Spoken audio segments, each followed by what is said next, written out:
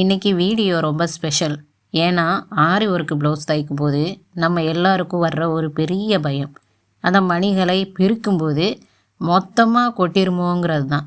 ஆனால் இன்றைக்கி நான் காட்ட போகிற மெத்தடில் மணிகளை எப்படி லாக் பண்ணணும், அப்புறம் அந்த இடத்துல க்ளூ எப்படி பயன்படுத்தணும்னு தெளிவாக சொல்லியிருக்கேன். இதையும் மீறி ஊசி உடையாமல் இருக்க எந்த மாதிரி ஃபூட்டர் யூஸ் பண்ணணுங்கிறத ரகசியத்தையும் சொல்லியிருக்கேன். அது மட்டும் இல்லாமல் மணிகள் அதிகமாக இருக்கிற இடத்துல தையல் போடாமலேயே ஹேமிங் டேப்பு பயன்படுத்தி எப்படி ஒரு பக்கா ஃபினிஷிங் கொண்டு வர்றதுன்னு பார்க்க போகிறோம்.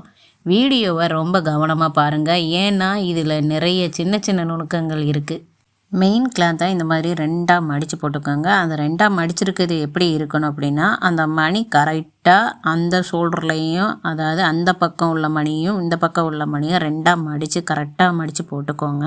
கரெக்டாக இருக்கான்னு செக் பண்ணி பார்த்துட்டு அதுக்கு பிறகு நம்ம ஏற்கனவே லைனிங் ப்ளவுஸ்க்கு என்ன பண்ணுவோம், லைனிங்கை கரெக்டான அளவு வெட்டி எடுத்துருப்போம். அந்த மாதிரி வெட்டி எடுத்த லைனிங்கை நம்ம இப்போ என்ன பண்ணணும் அப்படின்னா, அந்த ஆரி ஒர்க்குக்கு ஏற்ற மாதிரி மணிகள் அடிப்படாத அளவுக்கு, தையலில் மணிகள் அடிப்படாத அளவுக்கு அந்த கழுத்துக்கிட்ட கரெக்டாக எடுத்து வைங்க. இப்போ அகலத்தில் எந்த ஒரு பிரச்சனையும் இல்லை. ஆனால் என்ன பிரச்சனை அப்படின்னு சொன்னால், இந்த ஷோல்டரில் தான் இப்போ பிரச்சனை. உயரத்துலேயும் சரி அகலத்துலேயும் சரி கரெக்டாக வந்திருக்கு. ஷோல்டரில் மணி எக்ஸ்ட்ரா வந்திருக்கிறதுனால இப்போ இந்த மணியை எப்படி ரிமூவ் பண்ணுறது அப்படின்றது தான் நம்ம இந்த வீடியோவில் பார்க்க போகிறது. அடுத்து நம்ம பேக் சைடு பார்த்துட்டோம். அடுத்து முன் பக்கத்துலேயும் நம்ம வச்சு பார்க்கணும் இல்லையா. இப்போ இந்த மாதிரி முன் பக்கத்துலேயும் வச்சு பாருங்கள். கரெக்டாக நான் மார்க் பண்ணிவிட்டேன். 1.5 இன்ச்சு அகலத்தில் மார்க் பண்ணியாச்சு. அந்த சைடு நம்ம கொக்கி பட்டிக்கிட்டையும் 1.5 இன்ச்சு விட்டுட்டு தான் நம்ம கேப் விட்டுட்டு தான் இங்கே வைக்கணும். அப்படி வச்சா தான் நம்ம அங்கே கொக்கி பட்டியெல்லாம் ஜாயின் பண்ணும்போது அந்த மணி அடிப்படாமல் இருக்கும். இப்போது இதெல்லாம் வெட்டி எடுத்துக்கிடுவோம். ஃபஸ்ட்டு வெட்டி எடுத்துகிட்டு இந்த பக்கத்தில் லெஃப்ட் ஹேண்ட் ரைட்டு போட்டுக்கோங்க. அப்போ தான் அடையாளம் தெரியும். ஒரு பக்கம் மணி இருக்குது, அதனால் நமக்கு கரெக்டாக தெரிஞ்சிடும். ஆனால் இன்னொரு பக்கம் மணி இல்லை இல்லையா, அப்போ அந்த நமக்கு தெரியணுங்கிறதுக்காக லெஃப்ட் ஹேண்ட் ரைட்டு எடுத்து வச்சுக்கோங்க. அதுக்கப்புறம் ஸ்லீவு.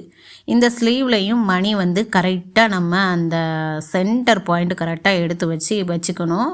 அவங்களுக்கு தேவை 5.25 அகலம், ஆனால் 5.5 இன்ச்சு இருக்குது. 5.5 இன்ச்சுக்கு நம்ம மணி ரிமூவ் பண்ண அவசியமே இல்லை.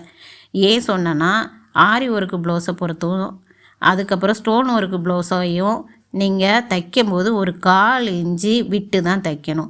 உதாரணத்துக்கு இடுப்பு ஜாயின் பண்ணும்போது மொத்தமாகவே நீங்கள் சைடு ஜாயின் பண்ணும்போது நீங்கள் என்ன பண்ணுவீங்க அப்படின்னா, ஒரு கரெக்டான அளவை எடுத்து ஜாயின் பண்ணுவீங்க. அப்படி இந்த ஆரி ஒர்க் ப்ளவுஸும் ஸ்டோன் ஒர்க் ப்ளவுஸையும் அந்த மாதிரி ஜாயின் பண்ணக்கூடாது. ஒரு 1/4 இன்ச்சே விட்டுட்டு இதை அதை கேப் விட்டு நீங்கள் ஜாயின் பண்ணணும். அப்படி ஜாயின் பண்ணால் தான் இது போட்டு கலட்டுறதுக்கு உங்களுக்கு ஈஸியாக இருக்கும்.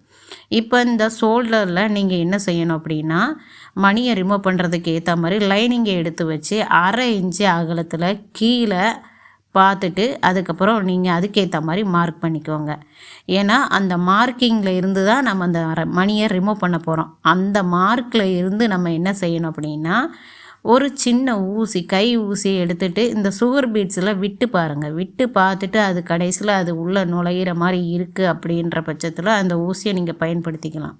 அந்த ஊசியை எடுத்துகிட்டு நீங்கள் அதில் 2ஆக ஒரு நூலை கோர்த்துட்டு அதுக்கப்புறவு அடியில் குத்தும்போது அந்த கொஞ்சம் கட்டுறதுக்கு ஏற்ற மாதிரி நூலை விட்டுட்டு அதுக்கப்புறம் ஒவ்வொரு மணியிலையாக நீங்கள் அந்த இடைகளில் ஊசியை கீழேருந்து மேலே எடுத்து கொண்டு அதுக்கப்புறவு அந்த மணிகளில் ஒரு 5-6 மணிகளுக்கு இடையில குத்தணும். உங்களுக்கு ப்ளவுஸை தைக்கும் போதே தெரியும். அந்த மார்க்குக்கு கீழே இருந்து ஒரு 5 மணிக்கிட்ட இருந்து இந்த மாதிரி தச்சு எடுத்துட்டிங்கன்னா, தச்சு அடியில் நீங்கள் அந்த முடிச்சு போட்டு விட்ருங்க. இதே மாதிரி தான் ஆப்போசிட் சைடும் நீங்கள் இந்த மாதிரி லாக் பண்ணிடணும். இந்த தையல் போட்டுட்டு உடனே பிரிச்சுட்டா நமக்கு எல்லாம் முடிஞ்சிருச்சு அப்படின்னு நினைக்கக்கூடாது. அதுக்கப்புறமும் ஒரு சின்ன ப்ராசஸ் இருக்குது. இப்போ இதே மாதிரி நம்ம முன்பக்கத்து, அதாவது பின்பக்கம் முடிச்சாச்சு. இப்போது முன்பக்கத்தையும் இதே மாதிரி மார்க் பண்ணிக்கோங்க. அங்கே பின்னாடி எப்படி பண்ணிங்களோ அதே மாதிரி தான் சேமு இதுலேயும் அதே மாதிரி பண்ணணும். அதுக்கப்புறவு இப்போ பேக் சைடு ப்ளவுஸை எடுத்து இதில் நம்ம க்ளூ அப்ளை பண்ண போகிறோம். லாக் பண்ணிட்டோம் மணியை, அதோடு நம்ம பிரிச்சிடலாம் அப்படின்னு நினச்சி பிரிச்சுட்டீங்க அப்படின்னா மொத்தமும் கலந்துட்டு வந்துடும். இதையும் நீங்கள் பண்ணணும். ஏன் இதை ஃபஸ்ட்டே பண்ணிவிட்டு இது மட்டுக்கு பண்ணிவிட்டு இருந்தால் என்ன, லாக் பண்ணாமல் இருக்கலாமே அப்படின்னு நீங்கள் நினைக்கலாம். அப்படி கிடையாது. லாக்கும் பண்ணணும். இந்த மாதிரி க்ளூவும் வச்சா தான் வந்து அந்த மணி வந்து நமக்கு கலண்டாமல் இருக்கும். ஃபஸ்ட்டு பேக் சைடு போட்டு ஒட்ட வச்சாச்சு, காய வச்சுட்டு அதுக்கப்புறம் ஃப்ரண்ட் சைடில் அந்த மணியோட இடைகளில் வந்து இந்த மாதிரி க்ளூவை போடணும். போட்டு அதையும் வந்து காயிற வரைக்கும் கொஞ்சம் வெயிட் பண்ணணும். நான் க்ளூ போடும்போது உங்களுக்கு தெரியும், அந்த மார்க்கிங்க்கு மேலே தான் வரும். அதுக்கப்புறவு பாருங்கள், அந்த மார்க்கில் பண்ணோம் இல்லையா, அந்த மார்க் பண்ணதுலேருந்து காஞ்சதுக்கப்புறவு நீங்கள் இந்த மணிகள்லாம் எல்லாம் எடுத்து பிரித்து எடுத்துடலாம். பிரித்து எடுத்துட்டு மொத்தமாகவே எடுத்துட்டு அதுக்கப்புறவு பார்த்தீங்கன்னா உங்களுக்கு பிரிக்கும் போதே தெரியும், அந்த இடத்துல வந்து உங்களுக்கு அந்த க்ளூ ஒட்டின இடத்துல மட்டும் பிரியாமல் அப்படியே ஸ்ட்ராங்காக நிற்கும். பார்த்தா உங்களுக்கு தெரியும். அழகான முறையில் எடுத்தாச்சு. அதே மாதிரி முன் பக்கத்துலேயும் இந்த மணிகளை இந்த மாதிரி ரிமூவ் பண்ணி எடுத்துக்கோங்க. அடுத்து நம்ம தைக்க ஆரம்பிச்சிடலாம். இது எப்படி தைக்கிறது அப்படின்றத பார்க்கணும் இல்லையா. மேலே வந்து ஒரு 1/2 இன்ச்சு விட்டுட்டு கீழேயும் அந்த சைட்லேயும் 1/2 இன்ச்சு விட்டுட்டு கரெக்டாக எடுத்து வச்சுக்கோங்க. இப்போ பின் பக்கத்தை நம்ம கரெக்டான முறையில் எடுத்து வச்சு ஒரு பின் போட்டுடலாம். பின் போட்டுட்டு தைச்சா அப்படின்னா முன்ன பின்ன மாறாமல் கரெக்டாக இருக்கும். நம்ம தைக்கும் போதும் அந்த மணி வந்து ஊசி வந்து அடிபடாமல் இருக்கிறதுக்கு கரெக்டான முறையில் இந்த மணியை எடுத்து வச்சுக்கோங்க. எடுத்து வச்சுட்டு சென்ட்ரு கட் மார்க்கு போட்டிருக்கேன் கீழே. இப்போ சென்ட்ரு கட் மார்க்கு போட்டது காரணம் என்னென்னா, அடியில் நான் வந்து லாஸ்ட்டில் ஜாயின் பண்ணும்போது நான் பட்டி பீஸ் வச்சு ஜாயின் பண்ண மாட்டேன், அதை அப்படியே திருப்பி ஜாயின் பண்ணுவேன். அதனால் வந்து கீழே சென்ட்ரு கட் மார்க் போட்டு கரெக்டாக கீழே எடுத்து வச்சாச்சு. இப்போ இதில் வந்து பின் குத்திக்கோங்க. அது சென்டராக எடுத்து வச்சுட்டு அதுக்கப்புறம் நீங்கள் பின் குத்திக்கோங்க. பின் குத்தி முடித்ததுக்கப்புறவே ஷோல்டரில் நீங்கள் அகலத்துக்கு கரெக்டாக எடுத்து வைக்கணும்.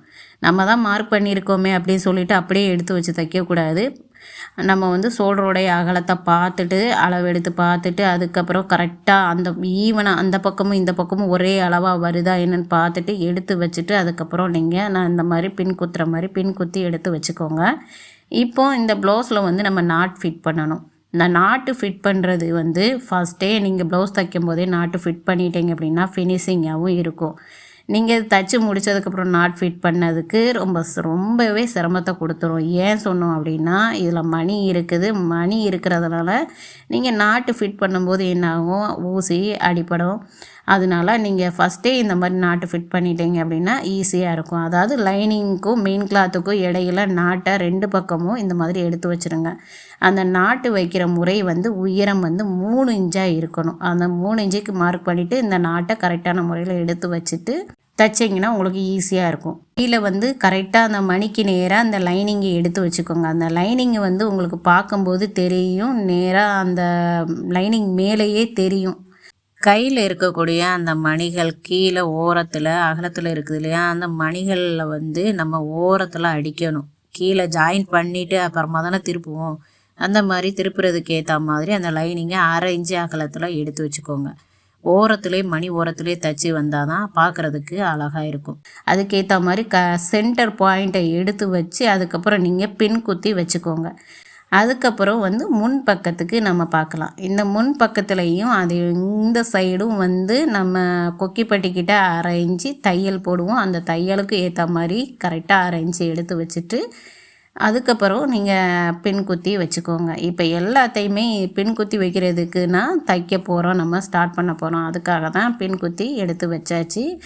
பார்த்துக்கோங்க, இந்த மாதிரி எடுத்து வச்சுக்கோங்க. அதாவது இந்த ஷோல்டரில் ஜாயின் பண்ணும்போது மணி அடியப்படாத அளவுக்கு தான் நம்ம ஏற்கனவே வந்து பிரித்து எல்லாமே சரி பண்ணிட்டோம். இருந்தாலும் ஒரு நம்ம வந்து செக் பண்ணிக்கிறது நல்லது. லெஃப்ட் அண்ட் ரைட்டு ஃபுட்டர் இருக்கு இல்லையா, அதை தான் நான் வந்து மாட்டிட்டு தைக்கிறேன். இந்த ஃபுட்டர் மாட்டுறதுனால நம்ம ஓரத்தில் அடிக்கிறதுக்கு நமக்கு வசதியாக இருக்கும். இந்த மாதிரி நாட்டை நீங்கள் வந்து தைக்கும் போது அந்த இடத்துல வந்து நீங்கள் கரெக்டான முறையில் ஒரு 1/2 இன்ச்சு வெளியில் தெரிகிற மாதிரி நம்ம பிடிக்கும் போதே தெரியும், எடுத்து வச்சு கரெக்டாக நீங்கள் அது மாதிரி தைச்சி எடுத்துக்கோங்க. முக்கியமான விஷயம் அதாவது என்ன அப்படின்னா, நம்ம ஃபுட்டர் வந்து நம்ம ஆன்லைனில் சர்ச் பண்ணுவோம். அம்பர்லா மிஷினுக்குன்னு சொல்லிட்டு தான் நம்ம வந்து சர்ச் பண்ணி நம்ம பார்க்கும்போது அம்பர்லா மிஷினுக்கு ஏற்ற மாதிரி தான் அந்த ஃபுட்டர் இருக்கும். ஆனால் கடைசியில் நம்ம அதை வாங்கினா நம்ம மிஷினுக்கு அது செட் ஆகாது. அதுக்காக தான் நான் வந்து ஃபஸ்ட்டே என்ன சொல்கிறேன் அப்படின்னா, அந்த ஃபுட்டருடைய நம்பர் கரெக்டாக இருக்கா என்னன்றதை நீங்கள் பார்த்து வாங்குறது நல்லது. ஏன்னா ஏற்கனவே நீங்கள் யூஸ் பண்ணிக்கிட்டே இருப்பீங்க இல்லையா, அந்த ஃபுட்டர் உங்களுக்கு பெட்டராக இருக்குது, நல்லா இருக்குது அப்படின்னு தெரிஞ்சிச்சுன்னா அந்த ஃபுட்டருக்கு பின்னாடி உங்களுக்கு நம்பர் கொடுத்துருப்பாங்க. அந்த சைஸோட நம்பரு கொடுத்துருப்பாங்க. அப்போ அந்த நம்பரை வச்சு நீங்கள் என்ன செய்யலாம், நீங்கள் ஆன்லைனில் சர்ச் பண்ணி வாங்கலாம். அப்படி இல்லைன்னா நீங்கள் மிஷின் எங்கே வாங்கினீங்களோ அந்த மிஷின் வாங்கின கடையிலேயே போய் நீங்கள் என்ன செய்யலாம், அந்த உங்களுக்கு மிஷினுக்கு ஏற்ற மாதிரி ஃபுட்டரை வாங்கிக்கலாம். அதுவும் இல்லாமல் பெரிய பெரிய ஸ்டோர்ஸ்லாம் இருக்கும். இந்த மிஷினு மெட்டீரியல் வச்சுருக்க ஸ்டோர்ஸ்லலாம் போய் நீங்கள் இந்த மாதிரி கேட்டு சொல்லி அந்த மிஷினோட ஃபோட்டோவை காட்டி நீங்கள் நேரடியாகவே அந்த ஃபுட்டரை வாங்கிக்கிறது நல்லது. கைக்கு நம்ம அந்த மணி எப்படி இருக்கோ அதே ஓரமாக பார்த்து தான் நம்ம அடிக்கணும். அதாவது லைனிங் கிளாத்தை நம்ம கணக்கு வச்சு அடிக்க தேவையில்லை இந்த இடத்துல. ஏன் சொன்னேன்னா, அப்போ தான் அந்த கையில் அழகாக அந்த மணி எட்ஜில் கரெக்டாக நேராக நிற்கிற மாதிரி இருக்கும். நீங்கள் கரெக்டாக அதை எடுத்து வச்சு அடிக்கிறது சிறந்தது. இப்போ இதெல்லாம் கட் பண்ணி எடுத்துருவோம். கட் பண்ணி முடிஞ்சதுக்கு பிறகு இதில் படிமான தையல் போட்டுற வேண்டியதுதான். லைனிங் கிளாத்தில் அப்படியே ஓரமாக படிமான தையல் போடுறதுக்கு நீங்கள் இந்த மாதிரி ஃபுட்டரு யூஸ் பண்ணிக்கிறது நல்லது. நீங்கள் அது எந்த ஃபுட்டர் மாட்டியிருக்கேன் அப்படின்றது உங்களுக்கு தெரியும், வீடியோவில் பார்க்கும்போதே தெரியும். அதாவது இந்த சைடு உள்ளது தான் நான் மாட்டியிருக்கேன். அப்போ இந்த சைடு உள்ளதான் நமக்கு கை வாட்டத்துக்கு அது நல்லா இருக்கும். அதுக்கேற்ற மாதிரி மாட்டிக்கோங்க. ஒருவேளை நீங்கள் 3 in ஃபுட்டர் இருந்தது அப்படின்னா அது மாட்டிக்கிறது நல்லது தான். ஆனால் ஒரு சில மிஷினுக்கு 3 in ஃபுட்டர் செட் ஆகாது. என்னுடைய மிஷினுக்கெல்லாம் 3 in ஃபுட்டர் செட் ஆகலை. நான் ஆன்லைனில் வாங்கி பிரயோஜனம் இல்லாமல் அது ஒரு ஓரமாக தான் கிடக்குது. எனக்கு லெஃப்ட் அண்ட் ரைட்டு ஃபுட்டர் தான் செட் ஆகுது. அந்த ஃபுட்டரும் நான் இங்கே கடைகளில் பக்கத்தில் நான் கேட்டு வாங்கி ஷாப்பில் வாங்கி வச்சுருக்கிறதுனால எனக்கு அது யூஸாக இருக்குது. ஆன்லைனில் வாங்குறத எந்த ஃபுட்டராக இருந்தாலும் நீங்கள் பார்த்து வாங்குங்க. அதாவது உங்கள் மிஷினுக்கு ஏற்ற மாதிரி சைஸுக்கு ஏற்ற மாதிரி இருக்கான்னு பார்த்து வாங்குங்க. வாங்கினதுக்கு பிறகு மற்ற வீடியோக்கள் அதாவது சோசியல் மீடியாக்களில் சொல்லுவாங்க, இந்த ஃபுட்டரு இந்த மாதிரி தைச்சா உங்களுக்கு ஈஸியாக இருக்கும், அந்த மாதிரி தைச்சா ஈஸியாக இருக்கும் அப்படின்னு சொல்லுவாங்க. ஆனால் அது அவங்க மிஷினுக்கு வேணால் செட் ஆகலாம். ஆனால் நம்ம மிஷினுக்கு செட் ஆகுமா என்னன்றதை நீங்கள் பார்த்து வாங்கிக்கிறது தான் நல்லது. அதுவும் இல்லாமல் சில மிஷின்களுக்கு நம்ம ஃபுட்டர் சரியான முறையில் போடலை அப்படின்னா மிஷினு அடி வாங்குறதுக்கு வாய்ப்பு இருக்குது. அடி வாங்குறதுக்கு வாய்ப்பு இருக்குது அப்படின்றதுனா மிஷினே வீணாகிறதுக்கு வாய்ப்பு இருக்குது.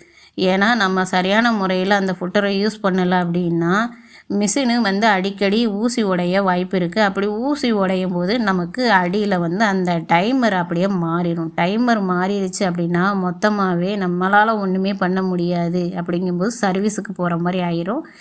ஒரு வாட்டி சர்வீஸுக்கு போயிடுச்சு மிஷின் அப்படின்னா திரும்ப திரும்ப சர்வீஸுக்கு போகிற மாதிரி ஒரு வாய்ப்பை கொடுத்துரும்.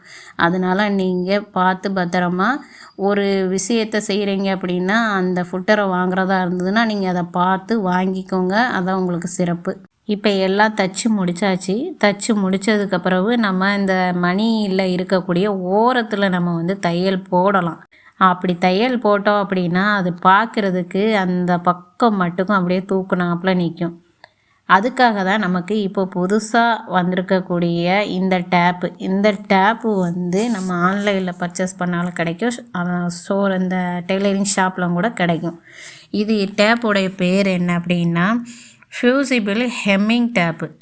இந்த ஹெம்மிங் டேப்புன்றது நம்ம ஹெம்மிங் பண்ணுற எந்த ஒரு ப்ளவுஸாக இருந்தாலும் அதுக்கு பதிலாக நீங்கள் இந்த டேப் வச்சு நீங்கள் அயன் பண்ணிக்கிட்டீங்க அப்படின்னா அதை அப்படியே அந்த ஒட்டி பிடிச்சிக்கிடும். இந்த டேப் வச்சு அயன் பண்ணும்போது நீங்கள் வீடியோவில் பாருங்கள். நான் மெயின் கிளாத்தில் அயன் பண்ணலை, லைனிங் கிளாத்தில் வச்சு தான் அயன் பண்ணுறேன். அதனால் லைனிங் கிளாத்தில் தான் நீங்கள் வச்சு அயன் பண்ணணும்.